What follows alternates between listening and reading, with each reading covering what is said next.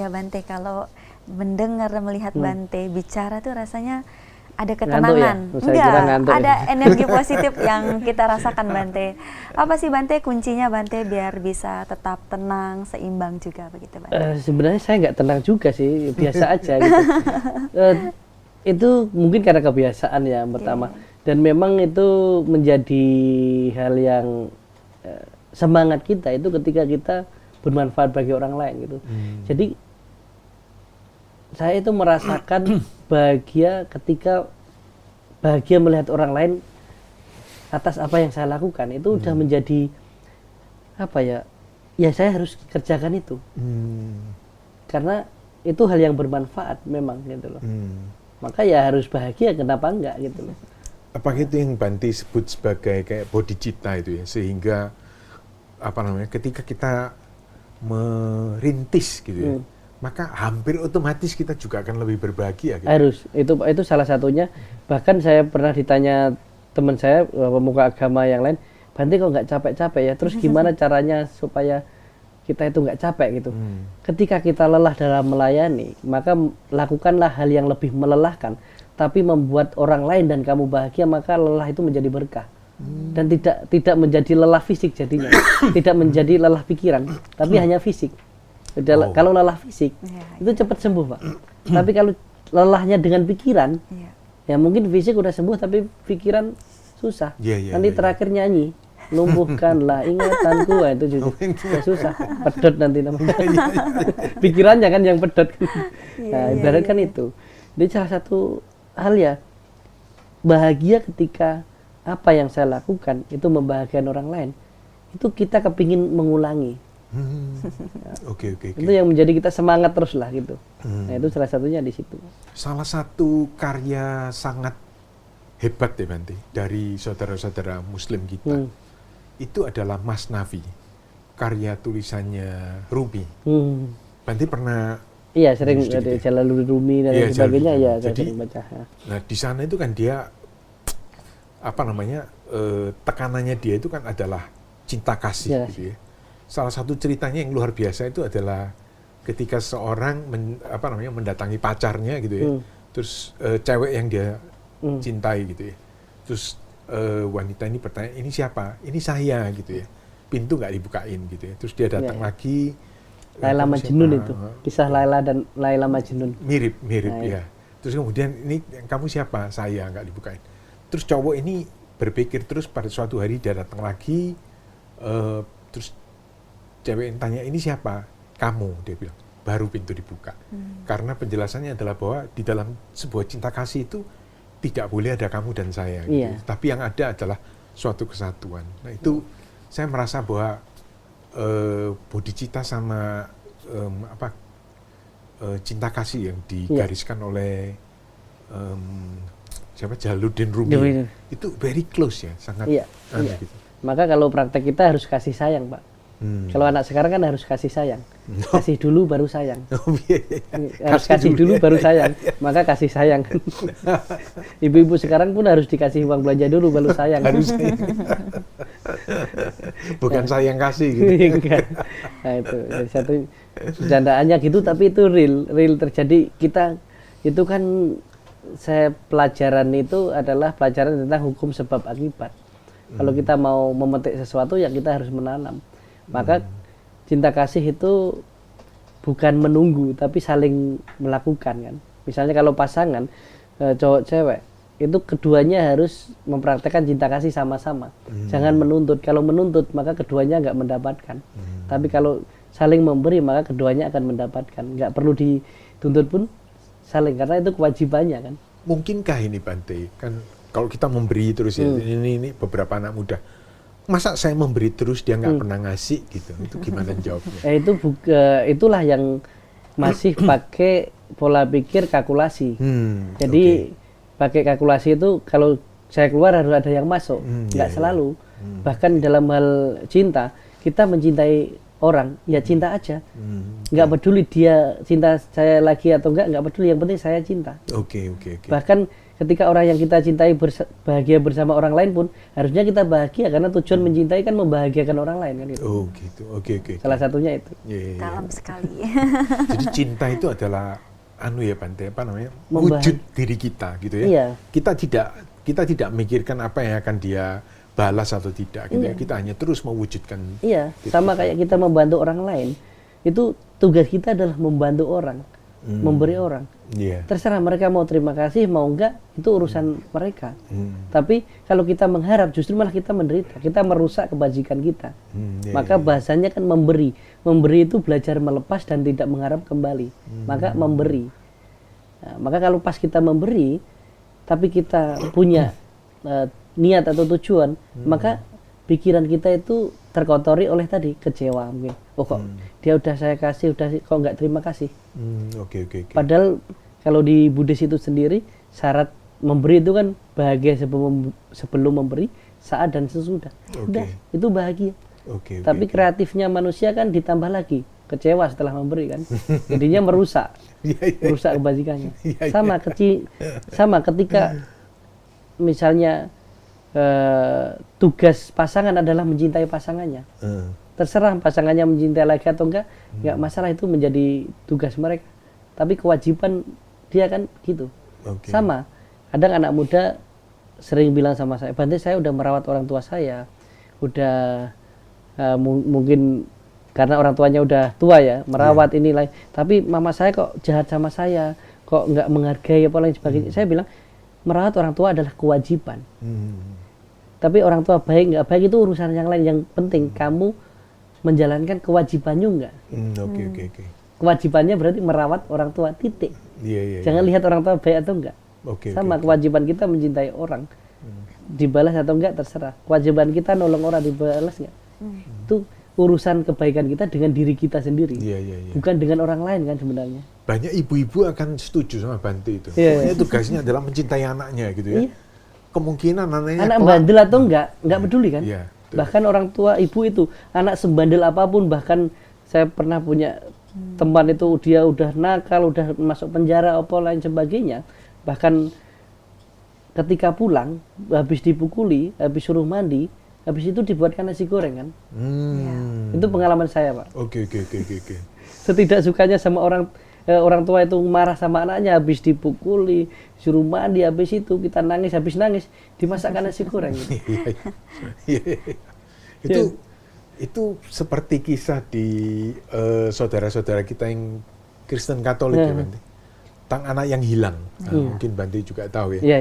Tentang anak yang hilang, kemudian dia minta, saya minta hak waris saya, terus kemudian dia pergi, dan ketika dia diperlakukan seperti sudah pengemis gitu ya, terus dia datang, dia bilang sama papanya, saya tak jadian aja penjaga babimu gitu ya, sama papinya. Terus kemudian ya gitu pelan-pelan dinaikin gitu ya, karena kalau mendadak langsung diterima pertimbangannya macam-macam, tapi pelan-pelan akhirnya dia diterima balik gitu ya. Jadi ayahnya tidak pernah kehilangan kasih sayangnya kepada anak itu.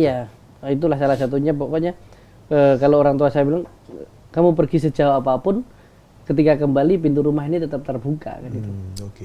Terserah mau bandel mau gimana pun, tapi ketika pulang ke rumah pintu itu tetap terbuka gitu. Karena kan nggak ada mantan anak, itu nggak ada ya. Satunya di situ. Bahkan cerita orang tua ngutuk anaknya itu nggak ada. Maling kundang pun saya nggak percaya itu. Nggak mungkin orang tua setega itu sama anaknya kan. Lagi emosi mungkin Bante. Ya, emosi pun nggak mungkin sampai jadi gitu kan. Itu salah satu disastra yang saya kurang setuju itu. Nggak mungkin. Bahkan saya lebih setuju kalau di Buddhis adalah kasih sayang itu ibaratkan kasih sayang orang tua ke anaknya yang tunggal. Jadi tanpa batas dan tak terbatas gitu. Nah, itu salah satunya di situ. Iya. Kalau pasangan masih mungkin ya Bante ya. Mungkin ada mantan kan gitu. Iya, masih mantan ya. Betul. Oke, Bante, kita mau sedikit masuk nih tentang pengalaman Bante dalam mendampingi umat. Nah, pernah nggak Bante menemukan ketidaksinkronan antara hubungan orang tua dengan anak? Kalaupun ada, apa biasanya yang paling banyak Bante? Karena belum lama ini ada yang namanya fenomena cut off Bante, ketika hubungan rumah tangga ataupun hubungan anak dan orang tua itu bukan retak dalam hal masalah besar Bante, tapi kayak diam-diaman aja gitu Bante. Iya. Bahkan banyak anak-anak muda sekarang ngekos ya. Ya. Nah, itu banyak. Padahal orang tuanya sama-sama di Jakarta gitu Bante. Ya sebenarnya apa ya? Itu lebih kepada ke komunikasi keluarga sih biasanya. Itu lebih kepada cara didik juga dan mungkin pengaruh. Kalau saya bilang sih pengaruh kayak tradisi barat, film-film barat dan lain sebagainya. Iya. Karena kalau di tradisi barat bahkan setelah 17 tahun rata-rata mereka kan nggak tinggal sama orang tua. Iya. Rata-rata kan mandiri dan lain sebagainya. Yes. Beda dengan kita tradisi timur itu sebenarnya berbeda. Bahkan secara tradisi Buddhis kewajiban orang tua bahkan sampai menikahkan anak gitu. Terkecuali ke Bante ya, anaknya kalau jadi Bante ya. Nah, salah satunya kan itu. Berarti umur 17 kan masih jadi tanggung jawab orang tua. Iya. Lebih ke komunikasi dan sering juga yang bilang seperti itu. Ya salah satunya permasalahannya adalah komunikasi yang kurang kurang terjaga dan mungkin perkembangan teknologi lain sebagainya sekarang banyak. Ketika keluarga makan juga dengan teknologinya masing-masing semua. Mungkin dengan kesibukan kerjanya, kerja pergi pagi anaknya belum bangun, pas pulang anaknya udah tidur itu semakin dewasa sudah, karena anak itu menciptakan jarak itu. Menciptakan jarak dan apapun alasannya, saya sebenarnya nggak terlalu setuju alasan kan demi dia, enggak. Apapun alasannya demi apapun itu ada sedikit waktu. Nah, memang peran orang tua itu mempengaruhi dan fenomena yang seperti tadi itu ya karena pertama komunikasi nggak bagus, kedua mungkin orang tua terlalu membandingkan anak dia dengan anak tetangga. Tapi nggak mungkin kan anak membandingkan orang tua dia dengan orang tua tetangga, jarang gitu. Nah, salah satunya di situ komunikasi yang baik. Karena kadang kesalahan didik anak itu mempengaruhi perilaku anak ke orang tua juga kan. Betul. Itu salah satunya itu sih. Iya, kalau di yang saya pelajari itu ada beberapa kekeliruan yang kita lakukan ya Bante dalam hidup ya. Ada kekeliruan yang bayarnya itu cepat gitu ya. Itu bisa selesai. Beberapa kesalahan itu begitu besar, cuman pada waktu kita melakukan itu kita nggak tahu. Dan bayarnya itu lama sekali. Bahkan kadang-kadang beberapa umur hidup ya. Kalau sampai kita membunuh orang atau apa kayak gitu. Dan biasanya kesalahan yang lama untuk diperbaiki itu kalau berhubungan dengan manusia. Itu efeknya luar biasa panjang. Itulah. Maka kadang kala pertumbuhan anak nanti seperti apa, saya merasakan kan. Jadi bahkan orang tua itu bukan hanya menjadi ayah atau ibu, terkhusus bapaknya itu bukan hanya menjadi seorang ayah, tapi harus menjadi seorang sahabat kan. Maka saya bilang ketika bahkan anak-anak muda misalnya anak-anak muda usia-usia sekolah, mereka mungkin masalah percintaan, masalah di sekolah lain sebagainya, ketika curhatnya nggak mau ke orang tua lagi, itu sebenarnya warning dari orang tua. Apalagi curhatnya ke orang lain nggak lagi, apalagi malah jadi pelampiasan. Itu berarti komunikasinya kan nggak bagus. Saya ingat saya dulu kalau saya ada masalah aja saya cerita ke bapak saya atau ke mama saya gitu. Nah, perhatikan ketika anaknya curhatnya nggak ke orang tua lagi. Apalagi ke ChatGPT ya Bante ya. Iya itu ke ChatGPT sekarang ke online dan sebagainya. Sebisa mungkin ayah itu jadi sahabat bagi anaknya. Itu sangat mempengaruhi jauh sekali. Bahkan ketika kita ngajak mereka ke wihara, ke tempat ibadah, ya ayah itu kan menjadi sahabat bagi anaknya ketika ke tempat ibadah, bukan memerintah. Nah, sana ke wihara kamu, cuma bapaknya nonton TV di rumah, kan nggak jadi sahabat. Oke, sama-sama gitu. Kalau pengalaman saya dulu bapak saya ya kita pergi baik sama-sama, bahkan kadang nakal pun sama-sama. Itulah, bukan ngajak nakal tapi kasih tahu nakal itu seperti ini nggak boleh gitu loh istilahnya seperti itu. Kadang sama orang tua bareng-bareng itu nggak selalu hal yang baik kan, hal yang nggak baik pun kalau sama-sama itu jadi pelajaran gitu loh. Berarti orang tua pun papa atau mama sebetulnya betul-betul harus belajar berkomunikasi ya Bante. Sangat. Karena banyak komunikasi yang tujuannya baik. Saya yakin tujuan orang tua baik, Yes. tapi menyakiti anak Iya. atau bahkan apa ya, membunuh mental anak itu sendiri. Misalnya udah kamu belajar kok main terus, kamu nilaimu jelek, itu lihat nilai anak tetangga sebelah. Iya. Tujuannya mungkin bagus ya, Iya. suruh anaknya itu jangan banyak main, belajar. Betul. Tapi nggak perlu ditambah seperti nilai anak sebelah. Gitu. Iya. Itu kadang melukai kan. Seperti kakakmu, ya, adikmu ya, Iya. Itu menjadi sakit. dendam, kadang menjadi apa ya, dan itu nanti diturunkan ke anaknya terus kan. Oke. Menjadi habit kan di situ. Iya. Nah, itu. Nah, ini berhubungan nih Bante dengan salah satu cerita Pak Steve yang pernah saya dapat dari salah satu umat Buddha. Jadi dia punya anak Bante, di mana anaknya ini tumbuh di lingkungan sekolah non-Buddhis begitu. Anaknya ini merasa jauh dengan Dhamma, karena anaknya sempat bilang ke papanya, dia merasa praktik Dhamma maupun latihan di kegiatan keagamaan Buddha itu terasa kuno gitu Bante, dan dia ngerasanya nggak relevan gitu dengan zamannya mereka saat ini gitu, apalagi dia memang tinggalnya di Jakarta dengan latar belakang teman-teman yang dari berbagai keyakinan begitu. Nah, gimana sih Bante cara orang tua bersikap nih kalau mendapatkan situasi seperti ini? Ya meskipun tadi Bante bilang saya tidak menjadi ayah, tapi mungkin secara dhamma juga Bante bisa Bante memberikan ayah solusi. bagi semua umat Buddhis. Iya, Bapak ya. Secara status mungkin enggak Saya ya. bagi para samanera. Gitu. Ya, sebenarnya kita tahu masing-masing kadang ya. Bahkan orang tua itu tahu apa yang harus dilakukan. Tapi kadang sama anak itu kan apa gengsi lah gitu loh. Kadang orang tua pun ada gengsinya loh ke anak loh kadang. Iya. Untuk bertanya ke anak, mengerti anak itu kamu maunya gimana, terus apa ya, komunikasi yang baik tadi. Misalnya dari wihara juga kan, anak muda ini maunya gimana, kalian mau apa, ayo kita buat sama-sama gitu. Kita dua generasi itu saling mengejas sekarang. Nah, ini penelitian kecil saya lah, saling mengejas. Yang tua sering bilang zaman saya dulu, yang anak muda sering bilang orang tua ini kolot. Iya. Bukan, karena mereka hidup itu di zaman yang berbeda. Gitu. Betul. Di zaman yang berbeda, yang satu di zaman batu, yang satu di zaman digital. Orang yang awalnya di zaman batu nggak melalui zaman kertas, langsung zaman pandemi, langsung zaman digital, beda gitu loh. Nah, keras sama lembek sekali. Kalau touchscreen sekarang, apalagi HP sekarang, sensitif gitu. Kita gini-gini kan error nanti. Anak sekarang gitu juga. Nah, yang dulu kan zaman batu. Orang kan pakai HT, pakai apa, harus bener-bener apa ya, frekuensinya sama gitu. Maka harus dimengerti bahwa saling memahami dan memaklumi. Oh ya, maklum lah, bapak saya kan memang waktu itu belum ada seperti ini, caranya seperti ini.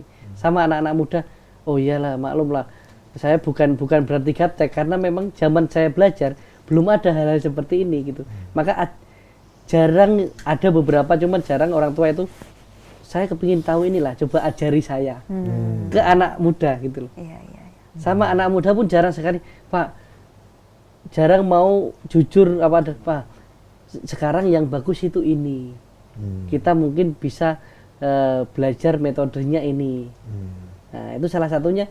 Untuk itu aja kadang kita kan jarang saling ngejas gitu loh. Nah, itu sampai kapanpun sebenarnya zaman misalnya orang bilang sekarang itu zaman modern, dari zaman Sang Buddha udah modern.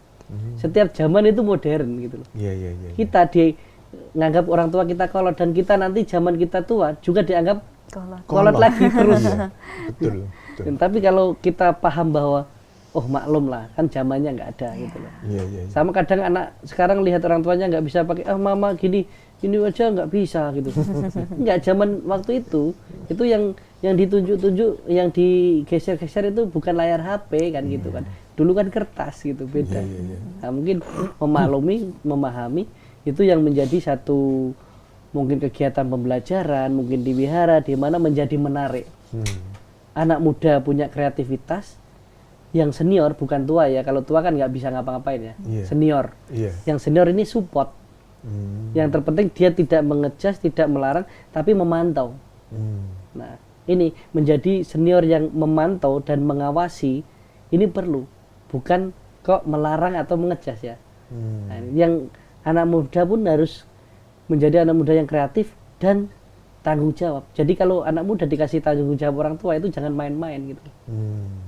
Nah, orang dewasa pun istilahnya yang senior pun harus kasih tanggung jawab ke anak-anak muda gitu. Itu tidak gampang gitu Bante. Ya memang itu nggak gampang, Iya. tapi bukan berarti nggak bisa gitu. Iya. Artinya seperti yang tadi Bante ceritakan tuh ya, anak-anak muda yang sekarang ini kalau dikasih buku yang tebel isinya nasihat ya, Nah, mereka lihat judulnya sama mereka terus mereka iya. taruh aja. Tapi kalau orang tuanya tidak bersikap menasehati, itu mereka mau dengar loh. Jadi orang tuanya mungkin cerita ya, dia mungkin mau dengar karena itu dia bisa. Tapi kalau seseorang sudah mulai ngasih nasihat, itu seolah-olah kamu salah, saya benar gitu ya. Itu di situ sih sebenarnya titik hal yang harus diperhatikan di situ tadi. Jadi sama ketika kita sama anak-anak muda ya, hal yang harus saya sekarang yang saya usahakan ke anak muda lah. Saya nggak pernah ceramah ke anak muda, nggak pernah khotbah. Tapi kita diskusi, tanya jawab. Kalau anak-anak muda merasa diceramai, dikhotbahi kan seolah-olah dia salah gitu loh. Nggak datang ke vihara lagi. Iya. Tapi bagaimana kita ayo diskusi, ayo kita tukar pikiran dan lain sebagainya, itu kita nggak membuat mereka itu seolah-olah saya lebih pintar loh, gitu. Betul. Nah, mereka akan lebih menerima. Iya.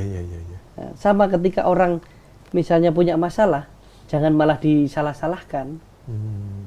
Orang punya masalah, tenangkan dulu, jangan kok gitu aja kok nggak bisa kadang gitu. Iya, sama anak-anak muda, misalnya generasi sekarang lagi patah hati datang ke Bante gitu.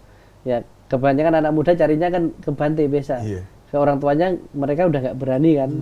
Ke Bante bilang kita kan nggak bisa gitu aja kok, nanti cari yang baru, enggak. Iya. Kita menurut kita mungkin itu masalah sepele. Yes. Tapi bagi dia itu mati dan hidupnya. Betul. Itu. Maka kita sebagai misalnya pengalaman saya sebagai biku yang belum tua gitu loh. Sang Buddha itu mengajarkan trik-trik, tip-tip untuk anak-anak muda juga kan gitu loh. Kayak apa Bante? Ya, bagaimana salah satu mengatasi hal-hal seperti itu. Ada loh cara-cara bagaimana sih kita belajar untuk menerima kenyataan, kemudian kita menyadari apa sebabnya, kenapa saya seperti ini dan lain sebagainya, bukan menyalahkan di luar. Oh ternyata ini tidak bukan kesalahan saya juga. Bisa melepaskan, belajar melepaskan. Bahwa melepaskan itu nggak harus melupakan, tapi menerima kenyataan yang baru sebagaimana adanya dan kita melangkah, bukan pasrah kan itu. Karena anak muda itu kan harus step by step kita kasih jawabannya gitu loh. Nah, mau Bante mereka dengerin? Pasti mau mereka kalau kita dengan sentuhan nurani. Nah, jadi kita harus dengan seni, sentuhan nurani itu harus ada. Kita harus berada di posisi mereka. Maka kalau karena anak muda itu kita harus mengiyakan dulu gitu loh. Kadang mereka cari teman kan. Cari teman. Apakah bukunya Bante yang kopi apa itu? Kopi toleransi. Nah, itu Itu salah satu quote-quote untuk anak-anak muda juga, lintas agama itu juga ada. Kopi toleransi itu kan lebih kepada bagaimana ada misalnya satu kalimatnya lah gitu. Bila dengan ayat-ayat agama tidak bisa menghentikan benci dan permusuhan, mungkin ayat-ayat cinta. Karena bahkan kalau kekuatan cinta itu luar biasa. Bahkan beda agama aja bisa mengalahkan agamanya loh. Wow. Demi cinta ya kan. Oke. Ya. Bahkan itu menjadi permasalahan agama-agama kan. Umatnya pindah agama gara-gara pasangan kan. Berarti di situ kekuatan tertinggi adalah cinta kan. Wow, oke. Kenapa kopi Bante? Kenapa enggak teh toleransi? Ya mungkin karena waktu itu, jadi kopi toleransi itu awalnya adalah nama program Pak. Jadi saya tuh punya program 2. Kalau untuk umat Buddha namanya kopi Dharma. Kalau untuk lintas agama namanya kopi toleransi. Wow. Kopi Dharma itu kita diskusi Dharma seperti ini, tapi sambil ngopi, santai, sambil nyemil ngopi apa gitu. Nanti ada pembicaraan, nanti tanya jawab. Jadi santai. Dan nggak di dalam wihara, biasa di luar wihara atau di gedung. Jadi lebih santai. Nice. Oh ternyata bapak-bapak, ibu-ibu itu lebih suka tanya jawab, bahas dhamma kalau sambil makan kacang, minum kopi, lain sebagainya, santai, sekali-kali ngerokok, apa terserah mereka. Loh ini namanya sharing dhamma gitu. Iya, iya, iya. Karena kalau di dalam wihara gini kan Bantenya ceramah pelan-pelan, Yes, yes, ngantuk yes. mereka. Itu kopi dharma. Kalau kopi toleransi itu nama acara awalnya kita pembicara semua agama. Jadi sebelum saya sama Habib Jafar itu sudah ada program saya kopi toleransi. Jadi lintas iman, misalnya ada pendeta, pastor, biku, ada yang dari kepercayaan itu pembicara semua, tapi di kafe tempatnya. Jadi audiennya Bagus semua banget ya. orang yang hadir itu terserah di situ mau pesen kopi sendiri, bayar sendiri di situ. Silahkan bertanya sesuatu, bahkan hal yang selama ini tidak pernah berani kamu tanyakan, langsung tanyakan ke pemuka agama yang ada. Atau hal-hal yang sensitif nggak mungkin kamu tanyakan di tempat ibadah, tanyakan ke sini. Itu ada moderatornya, Bante?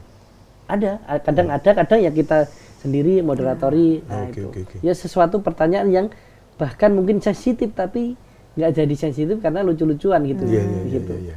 Oke.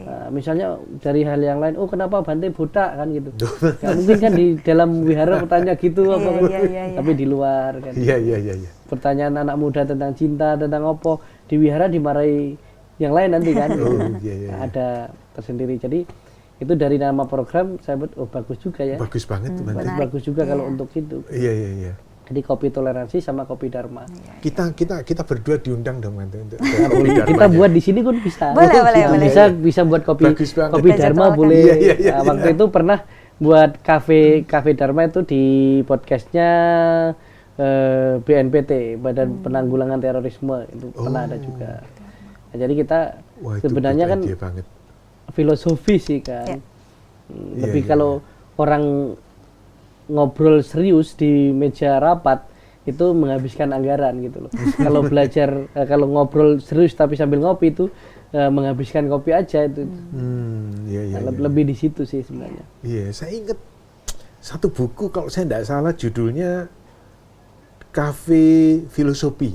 Kalau saya nggak Filosofi salah. kopi Filosofi kopi. ada ya? juga. Nah, itu Itu ya. ada filmnya juga. Oh, itu ada filmnya juga. Ada filmnya. Oke, oke, oke. Kayaknya mereka membicarakan masalah-masalah sulit deh. Ya sebenarnya masalah-masalah kehidupan mereka masing-masing ya. Oh. Tapi saya yakin itu masalah mereka bukan masalah saya, Pak. Oke, menarik Mas Steve, Bante, luar biasa ya. Kita beralih Bante ke sesi berikutnya. Oke. Ada yang namanya sesi Komnet atau komentar netizen. Oke. Jadi hari ini kita pilih ada 4 pertanyaan Bante, 2 dari Instagram dan 2 dari TikTok. Untuk yang pertama pertanyaannya dari Sukita. Pertanyaannya Bante, tips agar bisa merasa lebih percaya pada kemampuan diri sendiri apa? Percaya diri. Kan udah pasti kemampuan diri, percaya diri kan itu. Ya, pertama percaya diri, yang kedua Oke. adalah hargai segala sesuatu yang pernah kamu lakukan walaupun itu hasilnya belum maksimal. Nah, itu tadi membandingkan diri kita dengan diri kita yang sebelumnya. Kenapa kita lebih sulit percaya diri? Karena hasil yang kita lakukan kita lebih sering bandingkan dengan orang lain. Misalnya saya ujian tahun ini dapat nilai 6. Oh, bandingkan dengan nilai teman saya kok 9. Tahun depan kita dapat nilai 8, teman kita tetap 9, tapi kita tetap nggak percaya diri. Padahal kan udah lebih baik. Ya. Iya, iya, iya. Itu. Iya. Mungkin satu latihan bisa proses panjang adalah hargai karyamu sendiri.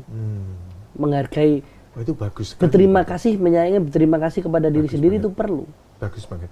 Kita sering melukai diri kita dengan Betul, betul, tidak. betul. Kenapa kita terus menuntut orang lain harus bilang terima kasih ke kita? Sehingga padahal kita sendiri aja jarang bilang terima kasih kepada diri kita sendiri. Oke, oke. Oke. Yang sudah memakai jasmani ini, pikiran ini, Iya, iya, iya. segini ya aku gitu. Dari diriku untuk aku oleh aku. Iya, iya. Bahkan hakikat tertinggi kita mengalami sesuatu, melakukan sesuatu kan nggak ada yang untuk orang lain itu. Apapun yang kita lakukan dalam hidup ini tidak ada yang untuk orang lain. Apa yang untuk orang lain? Berbuat baik nggak ada. Itu untuk kita sendiri. Kita merawat orang tua bukan untuk orang tua, itu untuk diri kita sendiri. Lalu kita memenuhi kewajiban kita sebagai seorang anak. Kita berbuat baik. Apakah membantu orang yang membutuhkan? Oh, Bante itu kan bantu orang lain? Enggak. Itu kita membantu diri kita sendiri, menyadarkan bahwa sifat manusia memang harus seperti itu. Manusia yang manusiawi kan. Nah, tidak ada yang kita melakukan sesuatu itu untuk orang lain sebenarnya, enggak ada. Bahkan mencintai orang lain itu tadi pun sebenarnya kan keuntungan untuk dia sendiri kan. Oke. Begitu. Maka yang pertama itu yang bertanya, coba kamu mencintai dan mengapresiasi yang pernah kamu lakukan. Oke. Nah, salah satunya di situ. Kita terima kasih kepada orang, tapi orang lain, tapi kita nggak pernah. Gitu. Bahkan kita terima kasih kepada orang yang mungkin memanfaatkan diri kita, tapi kita nggak berterima kasih. Bagus. Bagus. Oke, Bante, kita berlanjut ke penanya berikutnya. Ini dari TikTok akun ya, dari TikTok TikTok tanpa nama ya. Bagaimana cara hidup sederhana tanpa rasa tertinggal? Jangan meninggalkan dirimu di belakang orang-orang lain yang mungkin sejalan atau sejajar denganmu ya. Sederhana tidak tertinggal. Sebenarnya ini kita yang perlu perbaiki adalah kalimat sederhana. Sederhana bukan berarti miskin, tapi hidup yang sesuai dengan kemampuan dan sesuai dengan tataran kita. Orang mampu, misalnya udah mampu, misalnya seperti bapak beliau misalnya, udah ada kerjaan, udah sukses dan lain sebagainya, beli mobilnya itu lebih bagus, bukan berarti mewah-mewahan, tapi mampunya memang levelnya di situ gitu. Jangan kok kita udah mampu tapi pura-pura sederhana gitu. Banyak orang salah kaprah ya, orang udah bisa, udah mampu, tapi nggak mau beli ini nanti dikira saya nggak sederhana gitu. Tapi jangan pura-pura miskin juga gitu. Nah, ini jadi sederhana bukan berarti miskin. Kita sesuai dengan kemampuan kita, sesuai dengan tingkat yang kita mampu. Jadi kita mampunya misalnya gaji misalnya sebulan masih 1.500.000, kita baru bisa beli motor, dengan teman kita mungkin yang gajinya 5 juta dia naik mobil, itu tidak tertinggal. Ya memang levelnya memang harusnya di situ gitu. Nah, kalau kita merasa tertinggal dengan mereka itu nggak letengnya gitu loh. Bukan fashion kita. Sederhana sesuai dengan fashion kita itu nggak membuat kita tertinggal. Yang kita mungkin merasa tertinggal. Merasa tertinggal dan kita levelnya orang yang berbeda gitu loh. Menurut saya nasihatnya Bante yang pertama itu berlaku loh. Berlaku untuk yang kedua juga. Iya, karena dia merasa tertinggal karena dia membandingkan dengan orang lain. Orang lain. Padahal dia kan seharusnya membandingkan dengan dirinya dulu gitu kan. Dia sudah maju ya biarlah tertinggal, mungkin dia lebih cepat gitu ya. So what gitu. Ya, itulah salah satunya tuh. Jadi kalau kamu mampu misalnya, kamu ikut-ikutannya sekarang iPhone 17 kamu pakai ya. Enggak sederhana, bukan enggak sederhana. Kamu mampu ya enggak masalah. Yang penting kamu tidak terbebani. Ya. Tapi kalau kamu yang mungkin yang tidak tidak mampu, tapi kamu nanti saya ketinggalan kalau enggak kamu berusaha bahkan melanggar sila, mengambil barang yang itu namanya kebodohan. Nah, itu. Jadi kalau sesuai dengan kemampuanmu kamu melakukan itu enggak ketinggalan kamu. Gitu. Justru kalau memaksakan diri malah ketinggalan berpikir. Susah, itu paling sulit, Bante. Memang susah tapi bukan berarti nggak bisa. Oke, Bante, pertanyaan selanjutnya dari Karunawati. Ini respons dari Instagram. Bante, bagaimana cara mengatasi overthinking? Nah, ini Pak, anak-anak generasi sekarang gitu. Overthinking ya. Sebenarnya bukan overthinking tapi ngejudge diri kita itu mikir sesuatu yang serius sedikit. Masalah. Overthinking nih kayaknya saya Bante apa. Enggak, gini ya. Sebenarnya dari dulu apapun orang kan memang mikir gitu. Sama overthinking, terus penyakit anak muda sekarang mental health dan lain sebagainya. Merasa aja gitu loh. Nah, ini terlepas dari yang serius ya. Ini banyak kita merasa, bahkan kita harus berpikir pun overthinking. Banyak pikiran, stres, depresi, overthinking. Kalau kita memang benar-benar overthinking ya, kalau benar-benar itu membuat kita penat dan lain sebagainya, adalah seni menjadi bijaksana adalah tahu mana yang harus kita pikirkan, mana yang harus kita lepaskan. Kita sering memikirkan sesuatu yang seharusnya tidak perlu kita pikirkan. Gitu. Itu salah satunya ya di situ. Kita udah tahu overthinking tapi masih dipikirkan. Mungkin nonton drakor terus dipikirin. Nah, itu orang yang overthinking kadang di situ sedih ikut nangis gitu. Nah, ini kan terbawa pikirannya. Tersinggung saya, Bante. Misalnya bagi anak muda ini, ya salah satu bagaimana kita nggak overthinking adalah lakukan kegiatan yang bermanfaat untuk diri kita supaya kita bisa lebih fokus. Maka kalau kita di Buddhis kan belajar tentang meditasi. Kita eling itu hidup sekarang di sini dan saat ini loh, karena hidup itu nggak pasti. Hidup tidak pasti, yang pasti adalah hanya masa lalu. Nah, ini pelajaran baru ini. Hidup itu tidak pasti, yang pasti hanya masa lalu. Nanti ya, masa lalu itu kan udah pasti, udah terjadi. Udah lewat. Yang nanti belum loh ini, tidak pasti, apalagi besok. Yang pasti adalah masa lalu. Maka kita harus fokus sekarang di sini saat ini. Kalau kepastiannya kemarin yang udah pasti nggak sesuai, saat ini harus lebih fokus lagi. Maka untuk mengatasi overthinking adalah kita harus tahu mana yang harus kita pikirkan, mana yang harus hanya sebagai lewat di pikiran kita, habis itu nggak usah dipikirkan, kita fokus. Sama, berarti saya bingung nanti mau jurusan kemana, mau ngapain, hidup ini mau ngapa. Jadi seni menjadi bijaksana itu tahu mana yang harus ditinggalkan, mana yang harus diperjuangkan. Ya anak-anak muda kadang terlalu memikirkan sesuatu yang dia cintai, sedangkan dia mencintai yang lain gitu. Kan menderita jadinya. Maka seni menjadi bijaksana tahu mana yang harus ditinggalkan, mana yang harus diperjuangkan. Banyak kita memperjuangkan sesuatu yang kita tahu sendiri nggak bisa gitu. Sama seperti orang punya masalah, tapi buat masalah baru gitu loh. Padahal cara menyelesaikan masalah kan hanya 2 aja, nggak usah pusing. Kalau tahu masalah itu bisa diselesaikan, nggak usah pusing mikir, selesaikan. Kalau tahu masalah itu nggak bisa diselesaikan, ya nggak usah dipikir lah, nggak bisa diselesaikan gitu. Kalau Bodhisattva Santidewa pernah bilang, tidak ada masalah yang tidak bisa diselesaikan, bahkan melewati adalah cara menyelesaikan. Wow, gitu ya Bante. Nah, masalahnya kita adalah udah tahu, udah terjadi, nggak bisa diubah, kita masih di situ terus, gitu loh. Nah, kita sering di situ gitu loh. Udah terjadi, tapi kita sesali sampai membuat diri kita takut melangkah. Nah, udah terjadi. Salah satunya itu. Wah, mantep. Menarik. Oke, ini komentar terakhir nih Bante. Oke. Dari TikTok juga, tanpa nama. Pertanyaannya, bagaimana cara memaafkan orang lain? Nah, gimana nih Bante? Sebenarnya memaafkan orang lain itu nggak susah ya. Yang lebih susah itu kan memaafkan diri sendiri. Kalau memaafkan orang lain yang terpenting adalah maafkan, lepaskan tanpa terikat dan mengikat. Nah, kalimat yang kedua, kalau memaafkan gampang kita. Tapi benar-benar melepas rasa benci, jangan mengikat dan tidak terikat gitu loh. Seringnya kita kan, oh udah Bante saya memaafkan dia, biar karma yang membalasnya, kan sama aja. Betul. Biar karma yang membalasnya. Itu berarti kan kita mengikat dan terikat.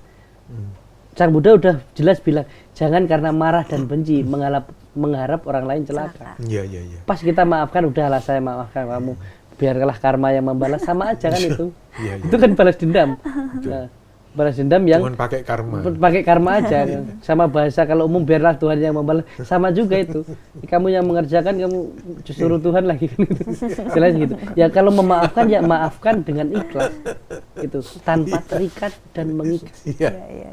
Kita gampang kata maaf, tapi benar-benar melepaskan tanpa terikat dan mengikat. Itu yang susah kadang. Sangat susah. Sangat susahnya di situ. Memang susah, tapi bukan berarti nggak bisa. Kalimat itu selalu saya ulang itu. Memang susah, tapi bukan berarti nggak bisa. Salah satunya itu ya, kita maafkan dengan ikhlas tanpa terikat dan mengikat. Karena kalau kita terikat, dia sudah lupa, dia sudah hidup bebas, kita masih terluka. Luka hati, masih ada dendam dan benci gitu loh. Nah, dan bahaya kalau 2 hal yang sangat berbahaya untuk hidup kita adalah membenci berlebihan dan mencintai berlebihan. Kalau kita membenci berlebihan, bisa ada kehidupan yang akan datang ketemu lagi tapi saling bermusuhan, tapi nggak bisa lepas. Misalnya, ada loh orang yang hidupnya dari pacaran itu berantem terus, tapi nikah, Pak. setelah nikah berantem terus, tapi anaknya tambah terus. Sampai kakek punya cucu berantem terus, sampai akhir-akhir hidupnya berantem dulu baru mati. Jadi seumur hidup itu berantem terus, tapi nggak bisa-bisa. Bahkan korban KDRT apa, tapi nggak bisa-bisa. Wow. Ada umat yang datang ke wihara, udah korban KDRT apa, saya bilang, kenapa nggak cerai aja? Nggak bisa, Bante saya masih cinta dia gitu. Padahal udah dipukulin, Pak. Nah ini loh karma masa lalu, saling membenci. Nah kalau saling mencintai berlebihan juga bahaya.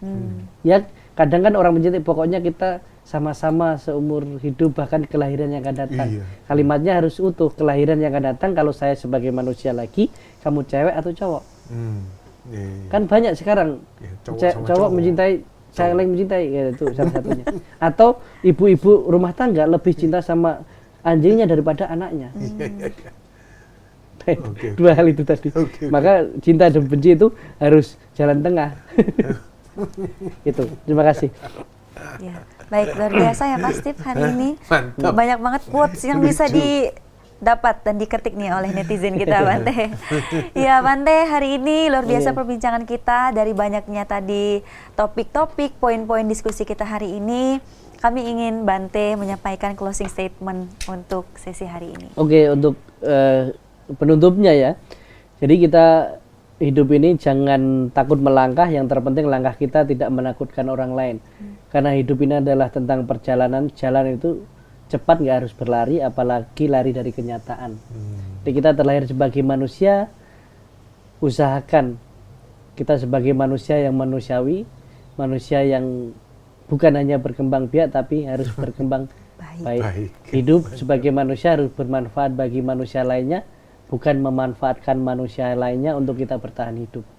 Terima kasih. Terima kasih Bante. Wow, luar biasa. Kita kasih tepuk tangan dulu. Terima kasih banyak Bante. Terima kasih banyak, Bante. Terima kasih juga Pak Steve yang sudah menemani momen spesial hari ini. Terima kasih, Iya Ratna. Bante, terima kasih Bante sekali lagi kasih. atas kesempatan dan momen spesial hari ini. Demikian sahabat Nalanda untuk sesi podcast bersama Bante Dira Punyotera. Sampai jumpa kembali di podcast selanjutnya. Bye.